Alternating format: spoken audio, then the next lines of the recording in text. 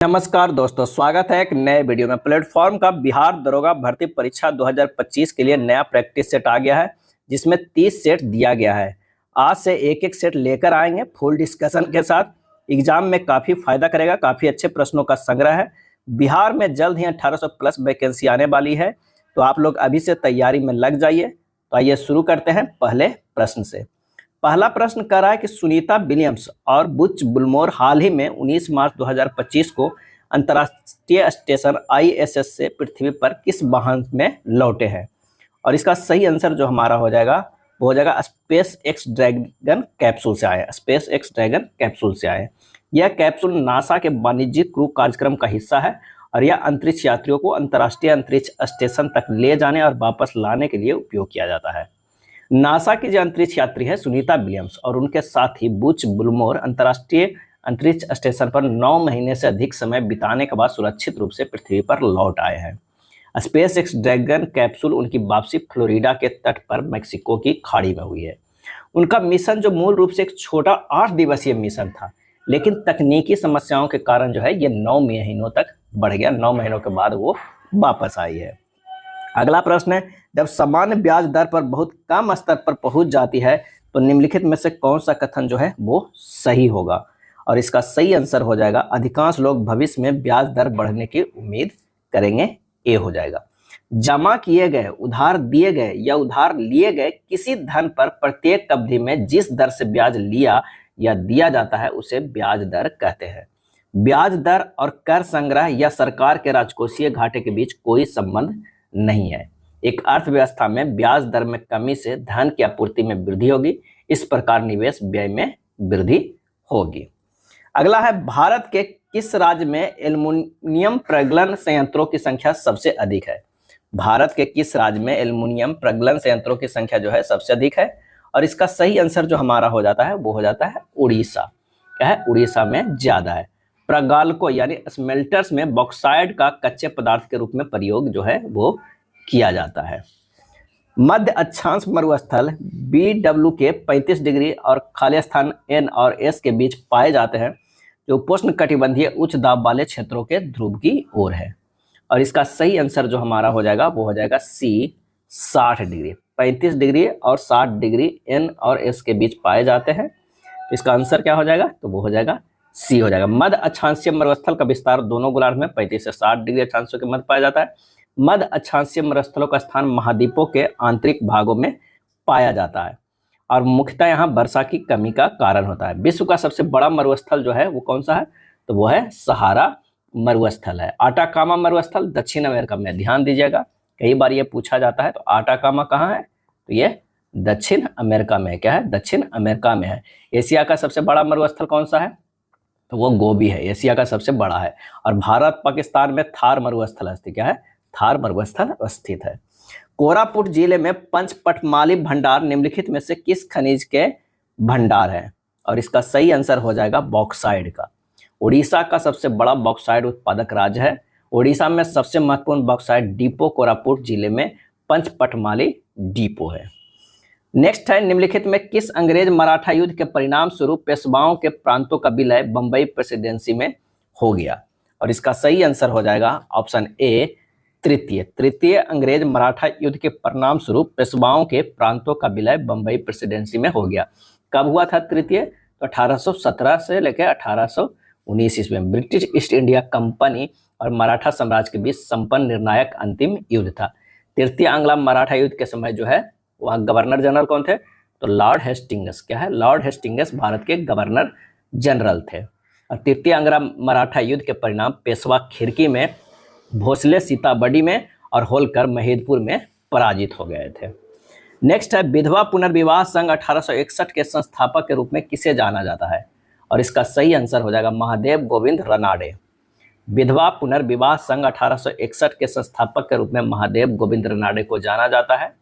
महाराष्ट्र में विधवा पुनर्विवाह हेतु प्रथम अभियान का नेतृत्व विष्णु परशुराम शास्त्री ने 1850 ईस्वी में विडो रीमैरिज एसोसिएशन की स्थापना की थी और साथ ही विधवा पुनर्विवाह आंदोलन भी चलाया था।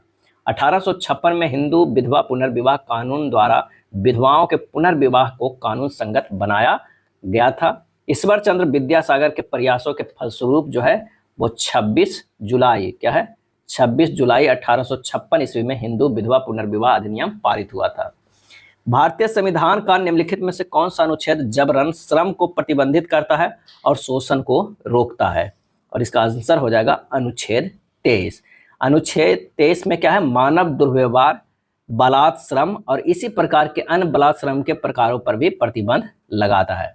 अनुच्छेद 23 के तहत यह अधिकार नागरिक एवं गैर नागरिक दोनों के लिए उपलब्ध होगा। अनुच्छेद 23 के तहत यह अधिकार किसी भी व्यक्ति को न केवल राज्य के खिलाफ बल्कि व्यक्तियों के खिलाफ भी सुरक्षा प्रदान जो है वो करता है।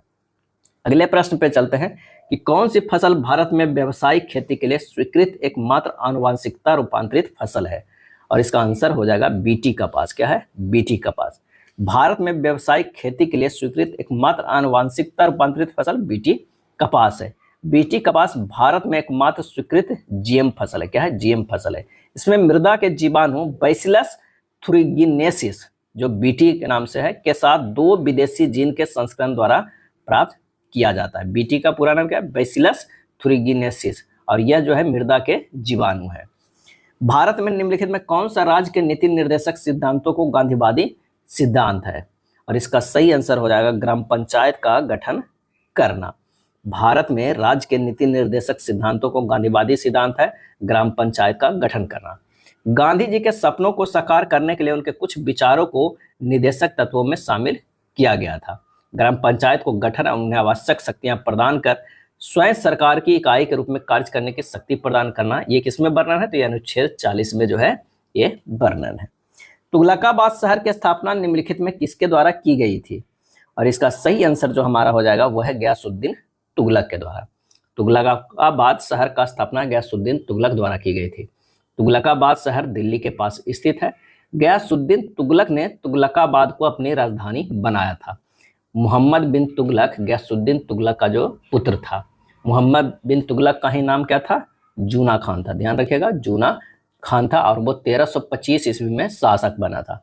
फिरोज शाह तुगलक कब बना था? तो 1351 में बना था। फिरोज शाह तुगलक जो है 1351 में सिंहासन पर बैठा था। फिरोज शाह तुगलक भारत में प्रथम कट्टर मुस्लिम शासक था। कभी कभी ये भी प्रश्न पूछ लिया जाता है, तो कट्टर मुस्लिम शासक था। अगले प्रश्न पे आते हैं। प्रार्थना समाज, यंग इंडिया, लोकहितवादी सत्शोधक समाज, रहनुमाई समाज दायान सभा के लिए निम्न विकल्पों में से सही संयोजन को पहचानना है। इसका सही आंसर जो हो जाएगा वो हो जाएगा बी। क्या है? बी। प्रार्थना समाज की स्थापना आत्माराम पांडुरंग के द्वारा, यंग इंडिया मोहनदास करमचंद गांधी के द्वारा, लोकहितवादी गोपाल हरि देशमुख के द्वारा, सत्शोधक समाज ज्योतिबा फूले के द्वारा, रहनुमाई माजदायान सभा की स्थापना नौरोजी फुरदौनजी के द्वारा किया गया था। प्रार्थना समाज की स्थापना कब किया गया था? तो ये किया गया था 1867 ईस्वी में। सत्यशोधक समाज की स्थापना किया गया था 1873 ईस्वी में।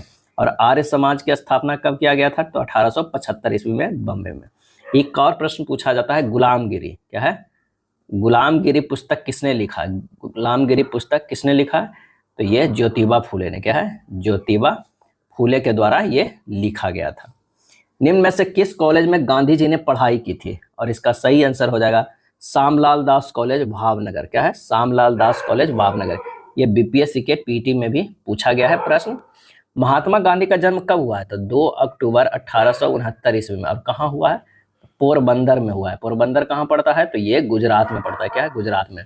इनकी माता के अगर नाम पूछ लिया जाए तो पुतलीबाई। क्या था? पुतलीबाई। और पिता का नाम क्या था? तो पिता का नाम करमचंद गांधी। क्या है? करमचंद गांधी था। कस्तूरबा गांधी जो है इनकी धर्मपत्नी थी। गांधी जी जो है 1887 ईस्वी में राजकोट से हाई स्कूल में मैट्रिक की परीक्षा पास की थी। इसके बाद भावनगर के श्यामलाल दास कॉलेज में प्रवेश लिया था। लंदन यूनिवर्सिटी से गांधी जी बैरिस्टर की पढ़ाई की थी। ये भी कभी पूछ लिया जा सकता है कि लंदन यूनिवर्सिटी से वो क्या चीज़ के पढ़ाई किए थे? तो बैरिस्टर की पढ़ाई की थी। बॉम्बे हाई कोर्ट में कुछ समय तक वो वकालत किए थे। और 1893 ईस्वी में कोई अब्दुल्ला सेठ है। क्या है? अब्दुल्ला सेठ नामक व्यापारी के मुकदमे के पैरवीकार के रूप में वो दक्षिण अफ्रीका गए थे। कहाँ गए थे? तो दक्षिण अफ्रीका गए थे। गांधी जी सर्वप्रथम सत्याग्रह दक्षिण अफ्रीका में ही किए थे। नेक्स्ट प्रश्न है कि ईस्वी संख्या 1855 में संथाल विद्रोह का नेतृत्व किसने किया था? और इसका सही आंसर हो जाएगा सिंधु एवं कान्हो ने किया था, ए हो जाएगा।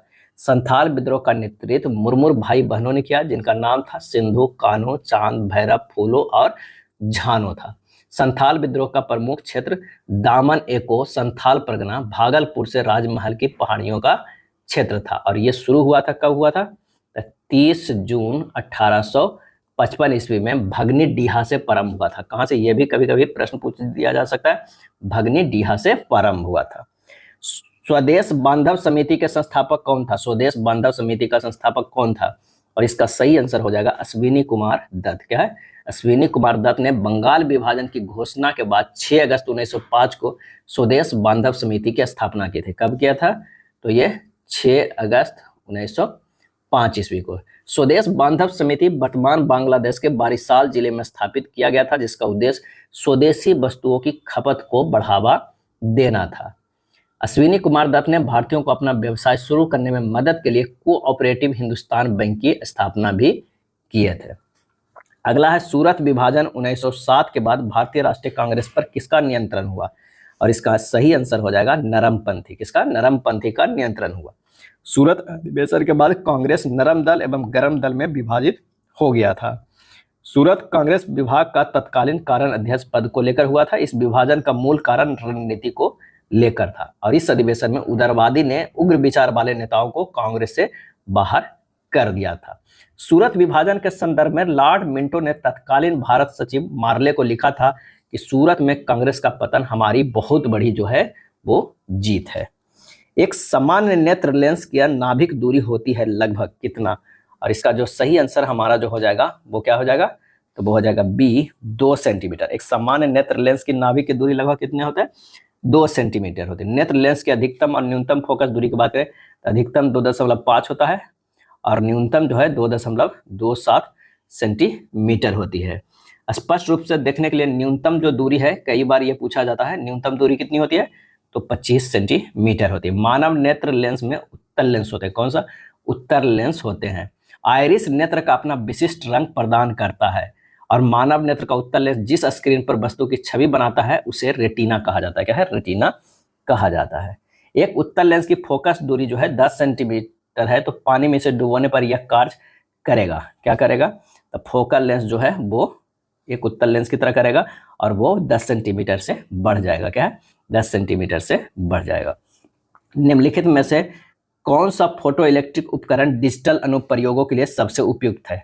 और इसका आंसर है photovoltaic cell. Photovoltaic cell photo electric उपकरण डिजिटल अनुप्रयोगों के लिए जो सबसे उपयुक्त है। फोटोवोल्टेइक सेल में अर्धचालकों की 2 या 2 से अधिक परतें होती हैं, जिनमें एक परत में धनात्मक आवेश होता है और दूसरी परत में ऋणात्मक आवेश होता है। अगला है हैले धूमकेतु की सूर्य की चारों ओर खाली स्थान गति नहीं होती है। और इसका सही आंसर होगा सभी प्रकार की गति नहीं होती है। हैले धूमकेतु की सूर्य के चारों ओर की गति दोलनीय, सरल आवर्त, स्थानांतरीय नहीं, इसकी गति उच्च दीर्घ वृत्तीय होती है। केपलर का द्वितीय नियम आधारित है। केपलर का द्वितीय नियम, और इसका सही आंसर हो जाएगा कोणीय संवेग के संरक्षण पर आधारित है। आंसर जो हमारा हो जाएगा वो सी हो जाएगा। केपलर का द्वितीय नियम कोणीय संवेग संरक्षण पर आधारित है।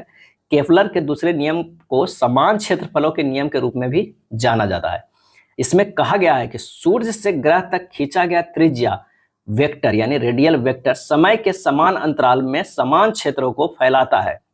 इसका अर्थ यह है कि त्रिज्या वेक्टर का क्षेत्रीय वेग जो है स्थिर रहता है। तो आंसर क्या हो जाएगा? सी हो जाएगा इसमें। अगला प्रश्न है कि निष्क्रिय गैसें प्रदर्शित करती है। सही आंसर हो जाएगा प्रतिचुंबकीय गुण। क्या है? प्रतिचुंबकीय गुण। प्रोटीन संश्लेषण की क्रियात्मक इकाई है। सही जवाब होगा पॉलीसोम। क्या है? पॉलीसोम। प्रोटीन संश्लेषण की क्रियात्मक इकाई जो है पॉलीसोम है। प्रोटीन राइबोसोम द्वारा mRNA के अनुवाद की प्रक्रिया द्वारा जो है वो निर्मित होते हैं। राइबोसोम कोशिका के वे स्थान हैं जिनमें प्रोटीन संश्लेषण होता है। कनाडा के नए प्रधानमंत्री के रूप में किसे नियुक्त किया गया है? और इसका आंसर होगा मार्क कार्नी को। क्या है? कनाडा के नए प्रधानमंत्री के रूप में मार्क कार्नी को नियुक्त किया गया है। मार्क कार्नी को कनाडा के 24वें प्रधानमंत्री चुना गया है। वे जस्टिन ट्रूडो की जगह लेंगे। नेक्स्ट है भारत के पहले पुनः प्रयोज्य हाइब्रिड रॉकेट RHUE में रुहुमी 1 का सफल परीक्षण कहाँ किया गया? और इसका सही आंसर हो जाएगा चेन्नई में किया गया। कहाँ? रहुमी 1 का सफल परीक्षण चेन्नई में किया गया है। इस रॉकेट को चेन्नई स्थित स्टार्टअप स्पेस जोन इंडिया ने मार्टिन ग्रुप के सहयोग से विकसित किया है। भारत में हर साल 29 अगस्त को किस राष्ट्रीय दिवस के रूप में मनाया जाता है? और इसका सही आंसर हो जाएगा ऑप्शन ए, खेल दिवस के रूप में मनाया जाता है। 29 अगस्त को मेजर ध्यानचंद की जयंती है। मेजर ध्यानचंद को हॉकी के जादूगर के रूप में भी जाना जाता है। CS सेठी ने स्टेट बैंक ऑफ इंडिया के खाली स्थान वे अध्यक्ष का पदभार संभाला है। सही आंसर होगा 27वें अध्यक्ष का पदभार संभाला है। CS सेठी ने स्टेट बैंक ऑफ इंडिया के 27वें अध्यक्ष का पदभार संभाला है। चल्ला श्रीनिवासलू सेठी ने भारतीय स्टेट बैंक SBI के 27वें अध्यक्ष के रूप में दिनेश खारा 26वें का स्थान लिए हैं। स्टेट बैंक ऑफ इंडिया देश का सबसे बड़ा सरकारी बैंक है और भारतीय स्टेट बैंक के प्रथम अध्यक्ष जो कौन थे? वो थे जॉन मथई। क्या है? जॉन मथई थे। भारतीय स्टेट बैंक के प्रथम महिला अध्यक्ष अरुंधति भट्टाचार्य थी। इंपीरियल बैंक ऑफ इंडिया का नाम बदलकर जो है 1 जुलाई 1955 को SBI रखा गया था और इसका राष्ट्रीयकरण कर दिया गया था। निम्नलिखित स्थानों को उद्योगों से मिलाइए तथा नीचे दिए गए कूट की सहायता से सही उत्तर का चयन कीजिए। तो बेंगलुरु जो है वो वायुयान के लिए, कोरबा जो है वो एल्युमिनियम के लिए, जमशेदपुर जो है वो लौह इस्पात के लिए, मलाज खंड जो है वो तांबा के लिए। आंसर जो हमारा हो जाएगा वो सी हो जाएगा। 2011 की जनगणना के अनुसार भारत की कुल जनसंख्या में नगरीय जनसंख्या का प्रतिशत था लगभग, और इसका आंसर हो जाएगा 31। नगरीय जनसंख्या का प्रतिशत कितना था? तो वो था 31%। वर्ष 2011 के जनगणना के अनुसार भारत की कुल जनसंख्या में नगरीय जनसंख्या 31.16% था और 2011 के अनुसार जनगणना के अनुसार बिहार की कुल जनसंख्या में शहरी जनसंख्या का प्रतिशत जो था 11.29% था। शहरी जनसंख्या कहाँ का? तो वो है बिहार का। सोमेश्वर श्रेणी निम्नलिखित पर्वत श्रेणियों में से किसका एक भाग है? सही आंसर हो जाएगा शिवालिक श्रेणी का। क्या है? शिवालिक श्रेणी का। सोमेश्वर पहाड़ी श्रृंखला को भू आकृतियां बिहार राज्य के उत्तर पश्चिम भागों में व्याप्त है। शिवालिक पहाड़ी का तीसरा भाग सोमेश्वर की पहाड़ी है और बिहार की सबसे ऊंची चोटी सोमेश्वर श्रेणी में है, जिसकी ऊंचाई कितनी है?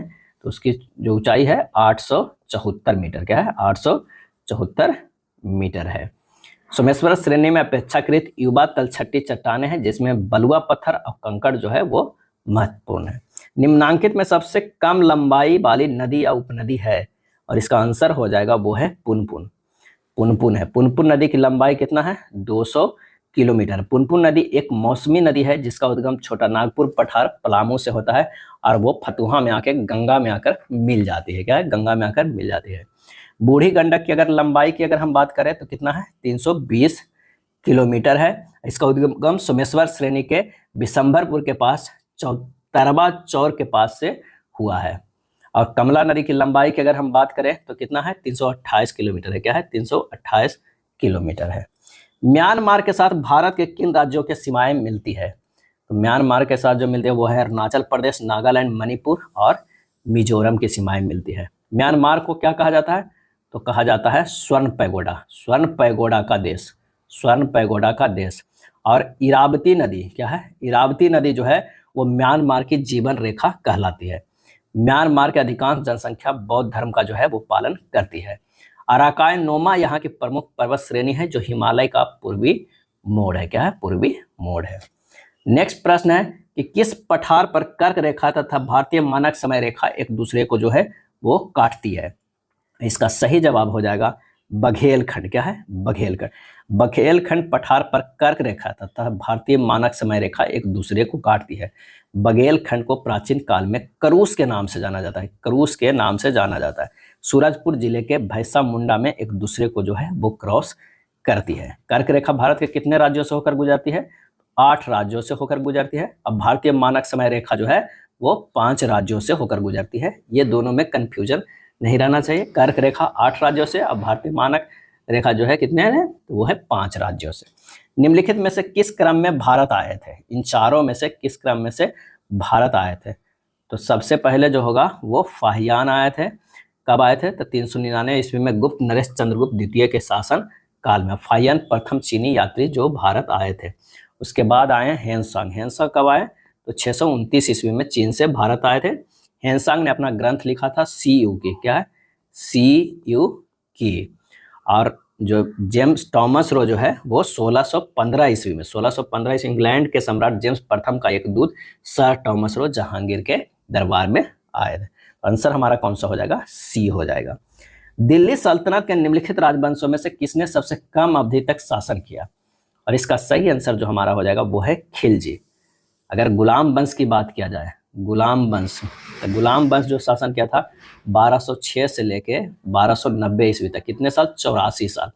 अगर खिलजी वंश की बात किया जाए, उसके बाद खिलजी वंश आया 1290 से लेके 1320 तक, 30 वर्ष तक शासन किया। उसके बाद तुगलक वंश, क्या है? तुगलक वंश। तुगलक वंश जो है 1320 ईस्वी से 1414 ईस्वी तक, और ये 94 साल, सबसे ज्यादा जो है वो तुगलक वंश जो है राज किया। उसके बाद सैयद वंश, सैयद वंश की बात करते हैं तो 1414 से 1451 ईस्वी में कितना? 37 वर्ष। और आखिरी में है लोदी वंश, क्या है? लोदी वंश जो 1451 से लेके 1526 ईस्वी तक, कितने साल? 75 साल तक। ये सब जो है वो दिल्ली सल्तनत पे राज किया है। तो सबसे ज़्यादा कौन सा हो गया? सबसे ज़्यादा ध्यान रखिएगा तुगलक वंश के, और सबसे कम जो है वो खिलजी वंश का है। सन 1916 में किसके नेतृत्व में 2 होम रूल लीग शुरू हुई? और इसका सही आंसर होगा एनी बेसेंट और लोकमान्य तिलक के नेतृत्व में 1916 में होम रूल लीग जो है वो शुरू हुई थी। आयरलैंड की तर्ज पर बाल गंगाधर तिलक एवं एनी बेसेंट ने भारत में होम रूल लीग की स्थापना किए थे।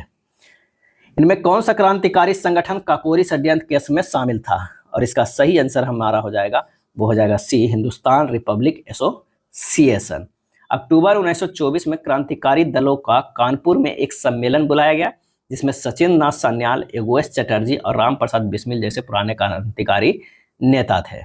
और 1924 ईस्वी में हिंदुस्तान रिपब्लिक एसोसिएशन का कानपुर में गठन हुआ तथा बंगाल, बिहार, उत्तर प्रदेश, पंजाब एवं मद्रास आदि प्रांतों में इनकी शाखाएं जो है स्थापित की गई थी। हिंदुस्तान रिपब्लिक एसोसिएशन के क्रांतिकारियों ने 9 अगस्त, क्या है? 9 अगस्त 1925 को सहारनपुर लखनऊ लाइन पर काकोरी जाने वाली 8 डाउन ट्रेन को सफलतापूर्वक वो लूट लिया था। वर्तमान में काकोरी कांड का नाम बदलकर काकोरी ट्रेन एक्शन कर दिया गया है। अगला है निम्न का मिलान करना है, तो ब्रह्म समाज के हो जाएगा तो राजा राम मोहन राय। रामकृष्ण मिशन की बात करें तो स्वामी विवेकानंद। आर्य समाज की बात करें तो दयानंद सरस्वती हो जाएगा। सत्य शोधक समाज तो हो जाएगा ज्योतिबा राव फूले। आंसर हमारा जो हो जाएगा वो सी हो जाएगा, क्या है?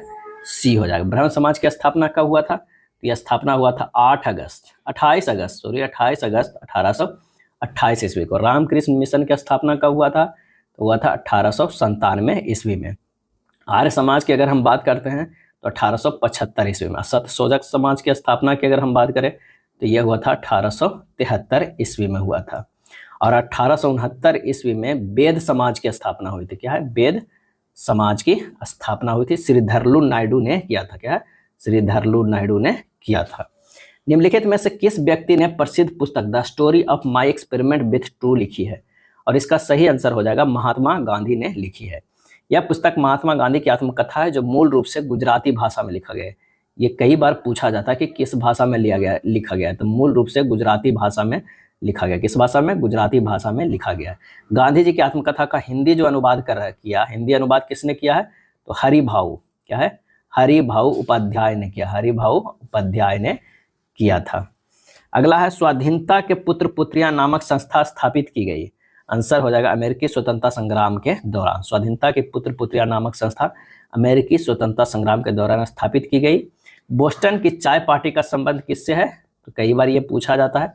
सैमुअल एडम्स, क्या है? सैमुअल एडम्स से था। बोस्टन की चाय पार्टी की घटना कब हुई थी? चाय जो पार्टी की घटना है वो घटना हुई थी 16 दिसंबर 1773 ईस्वी को। अमेरिका के 13 उपनिवेशों पर ब्रिटेन का अधिकार था। अमेरिका का स्वतंत्रता संग्राम कब से कब तक चला? तो 1775 से 1783 ईस्वी तक चला। 1893 में खालिस्तान द्वारा गणपति उत्सव आरंभ करवाया गया था। और इसका सही आंसर हो जाएगा बाल गंगाधर तिलक के द्वारा शुरू किया गया था।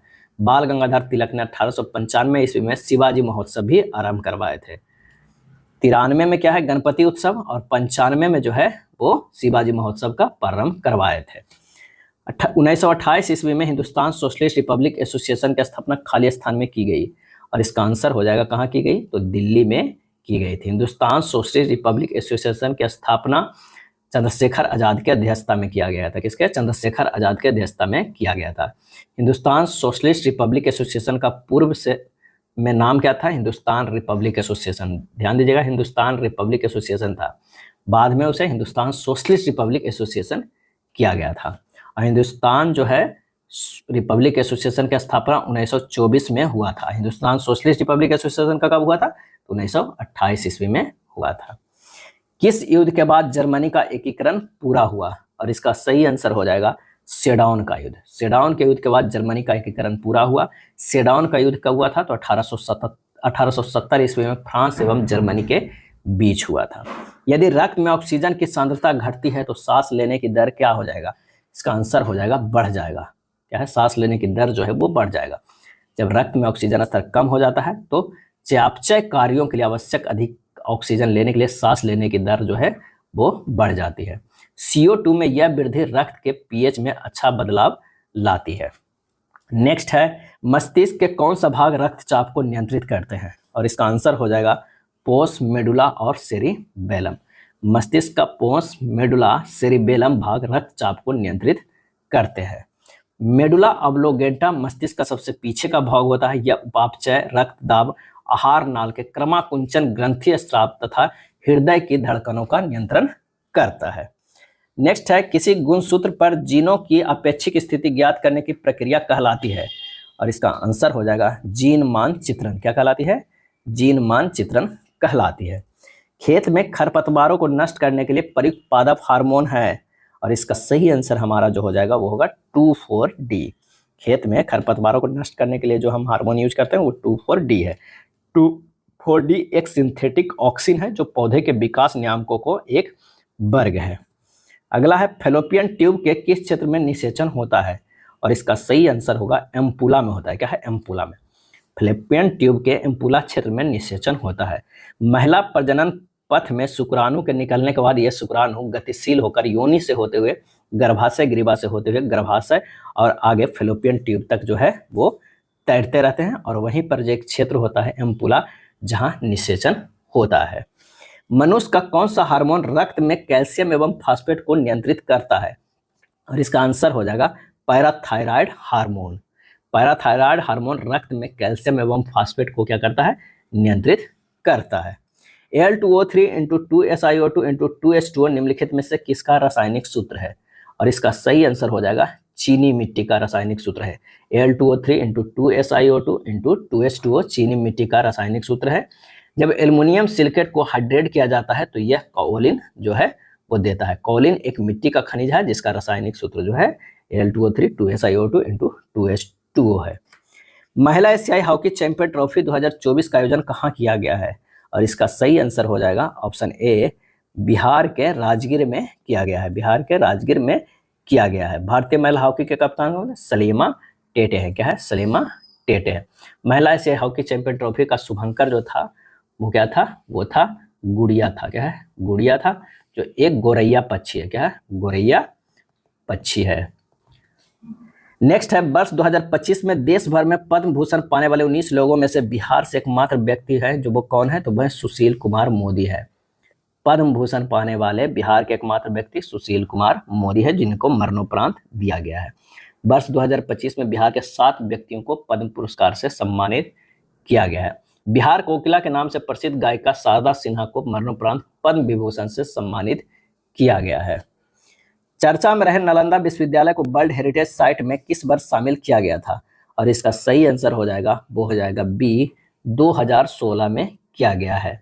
यूनेस्को में शामिल महाबोधि विहार, एक बिहार का जो है एक महाबोधि विहार, उसे शामिल किया गया था 2002 में, जो बोध गया में स्थित है। श्रीलंका के नए राष्ट्रपति के रूप में किसे नियुक्त किया गया है? और इसका आंसर हमारा हो जाएगा अनुराग कुमार दिशा नायके। डॉक्टर हरिनी निरेका अमर सूर्या श्रीलंका के नए प्रधानमंत्री है और राष्ट्रपति हैं अनुराग कुमार दिशा नायके। वन्य घुड़खर वन्यजीव अभ्यारण्य कहाँ स्थित है? वन्य घुड़खर वन्यजीव अभ्यारण्य कहाँ स्थित है? और इसका आंसर हो जाएगा गुजरात में। कहाँ? गुजरात में स्थित है। कैमूर वन्य जीव अभ्यारण्य कहाँ स्थित है? तो बिहार में है। गिर राष्ट्रीय पार्क गुजरात में। नल सरोवर अभ्यारण्य गुजरात में। सोमेश्वर अभ्यारण्य कर्नाटक में।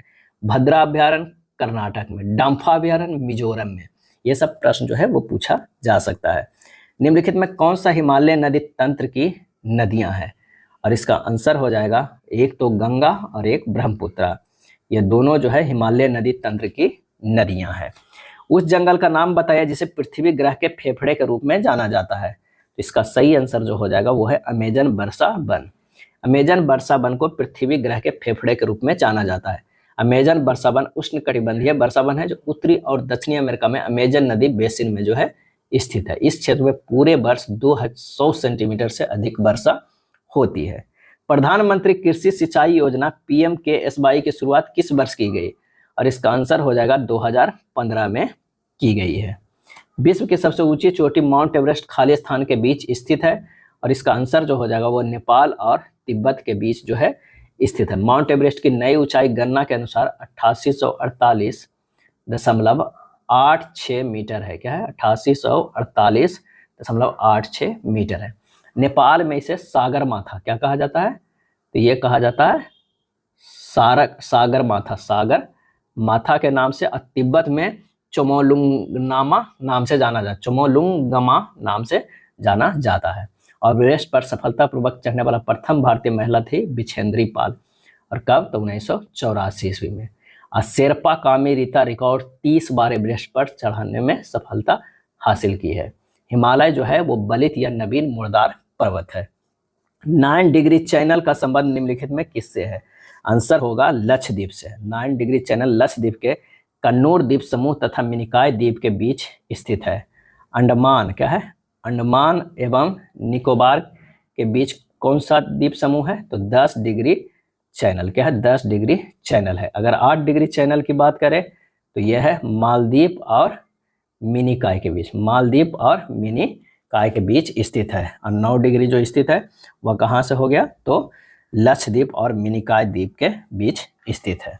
चलिए अगले प्रश्न पे चलते हैं। निम्नलिखित में से किसे केंद्र शासित प्रदेश में उच्च न्यायालय स्थापित करने का अधिकार है? निम्नलिखित में किसी केंद्र शासित प्रदेश में उच्च न्यायालय स्थापित करने का अधिकार है? इसका सही आंसर हो जाएगा संसद का अधिकार है। संसद को राज्य और केंद्र शासित प्रदेशों में उच्च न्यायालय स्थापित करने का अधिकार है। प्रसिद्ध केशवानंद भारती 1973 बाद निम्नलिखित में से किस मामले से संबंधित था? और इसका सही आंसर हो जाएगा प्रस्तावना का उत्तरदायित्व से। अगला है निम्नलिखित में कौन सा क्षेत्र भारत का सबसे बड़ा नियोक्ता है? सही आंसर हो जाएगा प्राथमिक क्षेत्र। भारत का सबसे बड़ा नियोक्ता प्राथमिक क्षेत्र है। प्राथमिक क्षेत्र ही भारत के सबसे बड़े आबादी के हिस्से का रोजगार देती है। देश में लगभग 50% आबादी प्राथमिक क्षेत्र से जुड़ा है। अब क्या क्या आता है प्राथमिक क्षेत्र से? तो खनिज, कृषि, पशुपालन, मत्स्य पालन जैसे उदाहरण आता है। अगर द्वितीय क्षेत्र की बात करें तो औद्योगिक उत्पादन क्या है? औद्योगिक उत्पादन आता है। और तृतीय क्षेत्र जो आता है वो सेवा क्षेत्र आता है। क्या है? सेवा क्षेत्र आता है। सेवा क्षेत्र बैंकिंग, बीमा, वित्त, शिक्षा आदि आता है। नाबार्ड में भारत सरकार का हिस्सा कितना है? और इसका आंसर होगा 100%। नाबार्ड में भारत सरकार का हिस्सा जो है वो 100%। नाबार्ड का पूरा नाम है national bank for agriculture and rural development. Rangarajan आयोग की सिफारिशों के आधार पर एक अधिसूचना द्वारा 2005 में निम्नलिखित में किसकी स्थापना की गई थी? और इसका आंसर हो जाएगा राष्ट्रीय सांख्यिकी आयोग की स्थापना की गई थी। राष्ट्रीय सांख्यिकी आयोग की स्थापना कब की गई?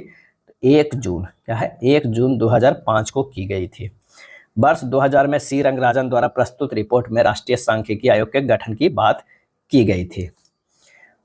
भारत गणराज्य के प्रथम बैंक नोट 2, 5, 10, 100 के मूल्य वर्ग में खाली स्थान में जारी किए गए थे। और इसका आंसर हो जाएगा 1950 में जारी किए गए थे। स्वतंत्र भारत में पहला बैंक नोट 1 रुपया का नोट था। यह नोट 1949 में जारी किया गया था। 1 रुपया वाला जो जारी किया गया था 1949 में। 2, 5, 10, 100 के जारी किया गया 1950 ईस्वी में। अब भारत सर्वप्रथम 200 रुपया का नोट जो है वो 25 अगस्त क्या है? 25 अगस्त 2017 को जारी किया है। 200 रुपये के नोट पर सांची का स्तूप जो है वो चित्रण है। मेरियाना गर्त खाली स्थान में स्थित है। और इसका आंसर हो जाएगा प्रशांत महासागर में स्थित है। मेरियाना गर्त यानी चैलेंजर गर्त विश्व का सबसे गहरा गर्त है। और इसकी गहराई 11,022 जो है वो मीटर है। प्रशांत महासागर की आकृति क्या है? त्रिभुजाकार है। निम्नलिखित का सही कालानुक्रम बताइए। इसका सही आंसर जो हमारा हो जाएगा वो क्या हो जाएगा? तो आइए देखते हैं, भारतीय राष्ट्रीय कांग्रेस की स्थापना कब हुई है? तो यह हुआ है 28 दिसंबर 1885 ईस्वी में। और साइमन कमीशन जो है का गठन हुआ था 8 नवंबर 1927 ईस्वी में।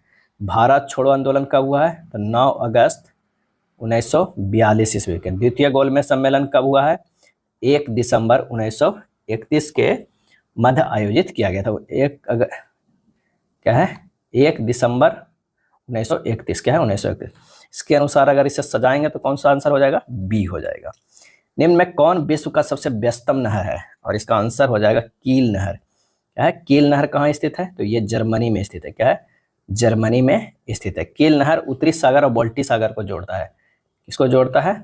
तो उत्तरी सागर और एक जो है जोड़ता है बाल्टिक सागर। क्या है? बाल्टिक सागर को जोड़ता है।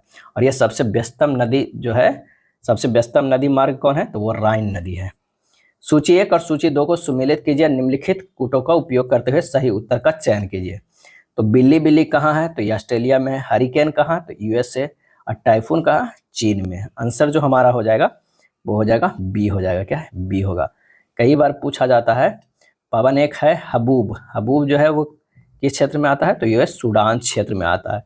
नॉटी की बात करें, नॉटी तो ये संयुक्त राज्य अमेरिका में आता है। संयुक्त राज्य अमेरिका में आता है। एक है बोरा। बोरा होता है एड्रियाटिक। क्या है? एड्रियाटिक तट पे आता है। मिस्ट्रल एक है। क्या है? मिस्ट्रल। मिस्ट्रल जो आता है स्पेन और फ्रांस में आता है। क्या है? स्पेन और फ्रांस में आता है। सामुन कई बार पूछा गया है। सामुन, सामुन जो कहाँ? ईरान में। क्या है? ईरान में। अगला है, निम्नलिखित में कौन सा पॉलीएमाइड है? पॉलीएमाइड है, आंसर हो जाएगा नायलॉन। नायलॉन जो है पॉलीएमाइड है। नायलॉन सबसे उपयोगी सिंथेटिक सामग्री है। इसका अनुप्रयोग दैनिक जीवन की गतिविधियों से लेकर उद्योगों तक भिन्न भिन्न प्रकार में होते हैं। रासायनिक गुणों को अपरिवर्तित रखते हुए एक परमाणु के नाभिक में जोड़े जाने वाले कण जो है वो कौन है? वह है न्यूट्रॉन। न्यूट्रॉन तटस्थ कण है जो परमाणु से जुड़ने पर यह परमाणु के रासायनिक गुणों में परिवर्तनों को यह प्रभावित नहीं करेगा। जब परमाणु में इलेक्ट्रॉन, प्रोटॉन या अल्फा कण जुड़ते हैं तो परमाणु संख्या बदल जाती है, इसलिए रासायनिक गुण बदल जाते हैं। भौतिक गुण वह है जिन्हें पदार्थ की संरचना को बदले बिना देखा या मापा जा सकता है। अगला है, पेट्रोल के निर्माण के लिए कौन सी सिंथेटिक विधि विकसित की है? और इसका आंसर हो जाएगा फिशर ट्रॉप्स प्रक्रिया। क्या है? फिशर ट्रॉप्स प्रक्रिया। आयनिक तथा सहसंयोजित दोनों आबंध किस अणु में होते हैं? और इसका आंसर हो जाएगा NH4Cl में। क्या है? NH4Cl में। निम्नलिखित में से किस अभिक्रिया में सजातीय संतुलन शामिल है? आंसर होगा 2NO2 हो जाएगा 2N2 + O2A हो जाएगा। सजातीय संतुलन वह है जिसमें अभिकारक एवं प्रतिफल समान भौतिक अवस्था में रहते हैं, यानी सभी जो है यहाँ पर गैसीय अवस्था में है। अयस्क का सांद्रण निम्नलिखित में से किस विधि द्वारा नहीं किया जाता है? और इसका आंसर हो जाएगा पिगमेंटेशन। अयस्क का सांद्रण पिगमेंटेशन विधि द्वारा नहीं किया जाता है। चुंबकीय पृथक्करण द्वारा, झाग उत्प्लावन द्वारा, भर्जन द्वारा, इस सब के द्वारा जो है वो किया जाता है। निम्नलिखित में से किसका उपयोग उद्योग में वसा, मोम, रेजिन और रबर के लिए विलायक के रूप में किया जाता है? सही आंसर हो जाएगा ट्राइक्लोरोमीथेन। ट्राइक्लोरोमीथेन का उपयोग उद्योग में वसा, मोम, रेजिन और रबर के लिए विलायक के रूप में किया जाता है। अगर क्लोरोफॉर्म का रासायनिक सूत्र पूछ ले तो CH3 हो जाएगा। खीर भवानी मेला किस राज्य या केंद्र शासित राज्य में आयोजित जो है वो किया गया? और इसका सही आंसर जो हमारा हो जाएगा वो हो जाएगा ए, जम्मू कश्मीर में। खीर भवानी मेला केंद्र शासित राज्य जम्मू कश्मीर में आयोजित किया गया है। जम्मू कश्मीर के गांदरबल जिले में मई जून के महीने में मेला खीर भवानी उत्सव मनाया जाता है और कश्मीरों पंडितों के लिए सबसे बड़े धार्मिक उत्सवों में से एक है। अगर हेमिस और लोसार पूछ दिया जाए तो ये लद्दाख का प्रमुख त्यौहार है। कौन कौन? तो एक तो है हेमिस और एक जो है वो है लोसार। लोसर क्या है? लोसर ये जो है वो लद्दाख का प्रमुख त्यौहार है। रिलायंस ने किस खिलाड़ी के साथ मिलकर स्पिनर स्पोर्ट्स ड्रिंक लॉन्च किया है? और इसका आंसर हो जाएगा वो है मुथैया मुरलीधरन। मुथैया मुरलीधरन कौन है? तो एक श्रीलंकाई क्रिकेटर है। हाल ही में स्विट्जरलैंड के किस टेनिस खिलाड़ी ने मुंबई ओपन 2025 टेनिस प्रतियोगिता जीती है? और इसका आंसर हो जाएगा जिल टिचमैन। क्या है? जिल टिचमैन फाइनल में थाईलैंड के मनांचा सवांग काओ को हराकर खिताब जीती है। बजट 2025-26 के अनुसार जल जीवन मिशन के लिए कितने करोड़ रुपए का आवंटन किया गया? और इसका आंसर हो जाएगा 67,000 करोड़। क्या है? 67,000 करोड़ रुपए का आवंटन किया गया है। बजट 2025-26 में जल जीवन मिशन का लक्ष्य 2028 तक बढ़ाया गया है। स्वतंत्र भारत के प्रथम गवर्नर जनरल कौन थे? और इसका आंसर हो जाएगा लॉर्ड माउंटबेटन। स्वतंत्र भारत के पूछ रहा है, ध्यान रखिएगा। अब भारत के अंतिम वायसराय भी लॉर्ड माउंटबेटन थे। स्वतंत्र भारत का प्रथम भारतीय और अंतिम गवर्नर जनरल जो थे वो कौन थे? तो ये सिराज गोपालाचारी थे। अगर भारत का प्रथम वायसराय पूछ देता तो होता लॉर्ड कैनिंग। क्या है? Lord Canning. विश्व उपभोक्ता अधिकार दिवस मनाया जाता है, कब मनाया जाता है? तो 15 मार्च को मनाया जाता है। और राष्ट्रीय उपभोक्ता अधिकार दिवस अगर राष्ट्रीय लगा रहता तो ये मनाया जाता है कब? 24 दिसंबर को। ध्यान रखिएगा, 24 दिसंबर को मनाया जाता है। 10 अक्टूबर को विश्व मानसिक स्वास्थ्य दिवस मनाया जाता है। 7 मई को कौन मनाया जाता है? तो विश्व एथलेटिक दिवस मनाया जाता है। 23 जनवरी को पराक्रम दिवस। क्या है? पराक्रम दिवस मनाया जाता है। संपत्ति के अधिकार को मौलिक अधिकारों की सूची से कब हटाया गया? और इसका सही आंसर होगा 1978 ईस्वी में हटाया गया। कब? 1978 ईस्वी में। भारत का राष्ट्रीय जलीय जीव कौन है? और आंसर हो जाएगा वो हो जाएगा डॉल्फिन। क्या है? डॉल्फिन। इसका वैज्ञानिक नाम प्लांटा विस्टा गंगेटिक है। गंगा डॉल्फिन अभ्यारण्य विक्रमशिला भागलपुर में स्थित है, ये भी ध्यान रखिएगा। अब भारत का राष्ट्रीय पुष्प जो है वो क्या है? तो वो है कमल। क्या है? कमल। भारत का राष्ट्रीय पक्षी मयूर है। राष्ट्रीय वृक्ष बरगद है। उत्तरी गोलार्ध में सबसे छोटा दिन होता है, कब होता है? तो 22 दिसंबर को होता है। क्या है? 22 दिसंबर को होता है सबसे छोटा। 23 सितंबर और 21 मार्च को संपूर्ण पृथ्वी पर दिन और रात जो है बराबर होता है।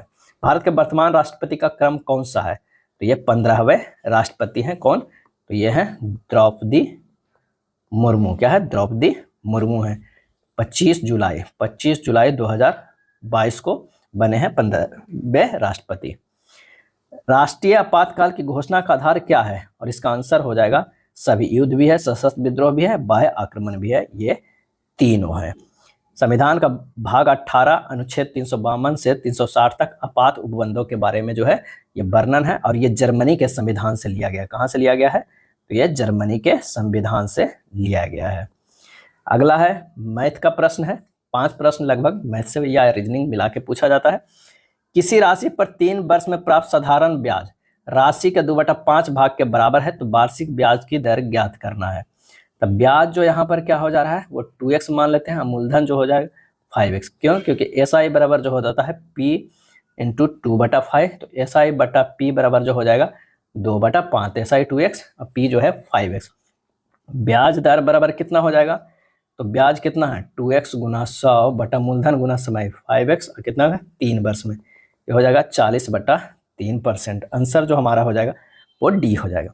उस आयत का क्षेत्रफल ज्ञात कीजिए जिसकी लंबाई 13 और चौड़ाई 12 सेंटीमीटर है। तो आयत का क्षेत्रफल लंबाई गुना चौड़ाई होता है, 13 गुना 12 कर देना है। ये हो जाएगा 156 सेंटीमीटर स्क्वायर। आंसर हो जाएगा डी हो जाएगा। यदि 2 श्रेणियां इतना तथा इतना की NB पद बराबर है तो n का मान क्या होगा? तो यानी 3 + 10 + 17 + ... n तक है। दूसरी श्रेणी 63 + 65 + 67 + n तक है। प्रश्न से कह रहा है 3 + n - 1 × 7 बराबर 63 + n - 1 × 2। ये फार्मूला किस पे लगाया गया है? तो ये Tn बराबर होता है a + n - 1 × d होता है। इसी पे ये किया गया है। जब इसे सोल्व करेंगे तो यहाँ पर n का मान आ जाएगा 65/5 यानी 13। तो आंसर हमारा n का मान है क्योंकि दोनों NB पद जो है वो बराबर है। 3 वर्ष पहले पिता की आयु का पुत्र की आयु से अनुपात 8:3 था। 4 वर्ष बाद उनकी आयु का अनुपात 11:5 होगा। पिता की वर्तमान आयु क्या होगा? माना कि 3 वर्ष पहले पिता की आयु कितना था? 8x था, तो पुत्र की आयु 3x था। वर्तमान में पिता की आयु 8x + 3, पुत्र की आयु 3x + 3 है। अब कह रहा है कि 8x + 3 + 4 बटा 3x + 3 + 4 बराबर कितना है? 11/5 है। 4 वर्ष बाद कह रहा है 11:5 है। ये हमारे पास इसे सोल्व कर देना है तो x का जो मान आ जाएगा वो 6 आ जाएगा। अब मान रखिए पिता की वर्तमान आयु 8x + 3 यानी 8 × 6 + 3, 8 × 6 = 48 और 3 = 51 वर्ष। आंसर हमारा जो हो जाएगा वो ए हो जाएगा। 93 नंबर प्रश्न है कि एक बॉक्स में 6 सफेद, 2 काली और 3 लाल गेंदें हैं। यदि यादृच्छिक रूप से एक गेंद निकाली जाती है तो इस गेंद के सफेद ना होने की प्रायिकता ज्ञात करना है। सफेद गेंदों की संख्या 6, काली 2 और लाल 3 है। सफेद ना होने यानी 2 + 3 काली और लाल को करेंगे, और कितने में, तो 6 सफेद, 2 काली और 3 लाल में, यानी 5/11। आंसर हमारा हो जाएगा बी हो जाएगा। चलिए अगला है, select the correct passive form of the given sentence. The manager explain the latest assignment to Lana. इसको पैसिव में बदलना है, तो ये हो जाएगा the latest assignment was explain to Lana by the manager, A हो जाएगा। Select the correct direct form of the given sentence. She asked me why I had been smoking that day. इसका आंसर जो हो जाएगा, she said to me why were you smoking today, यानी 95 के जो है वो सी हो जाएगा। दिए गए वाक्य में काले शब्द के लिए सही वर्तनी ज्ञात कीजिए। आप प्रातः काल आइए, और इसका सही आंसर जो हमारा हो जाएगा वो हो जाएगा प्रातः काल, इस तरह लिखाएगा, सी हो जाएगा। वर्ष 2024 में किसे साहित्य का नोबेल पुरस्कार प्रदान किया गया, और इसका आंसर हमारा हो जाएगा हांगकांग को। क्या है, हांगकांग को साहित्य का नोबेल पुरस्कार प्रदान किया गया है। साहित्य का नोबेल पुरस्कार 2024 में दक्षिण कोरिया की लेखिका हांगकांग को प्रदान किया गया है। किस भारतीय किसान को संयुक्त राष्ट्र एजेंसी ने लैंड हीरो के रूप में नामित किया है, और इसका आंसर हो जाएगा सिद्धेश साकोरे का। क्या है, सिद्धेश साकोरे को। सितंबर 2024 में 6ठे क्वाड शिखर सम्मेलन का आयोजन कहाँ किया गया, और इसका सही आंसर हो जाएगा संयुक्त राज्य अमेरिका में। कहाँ, संयुक्त राज्य अमेरिका में। बरून सागर झील किस राज्य में स्थित है, तो ये स्थित है राजस्थान में। बरून सागर झील कहाँ स्थित है, राजस्थान में है, और वो भी अजमेर जिले में स्थित है। ये था प्रैक्टिस सेट नंबर 1। अगर वीडियो अच्छा लगा तो लाइक एंड शेयर कर दीजिएगा। धन्यवाद।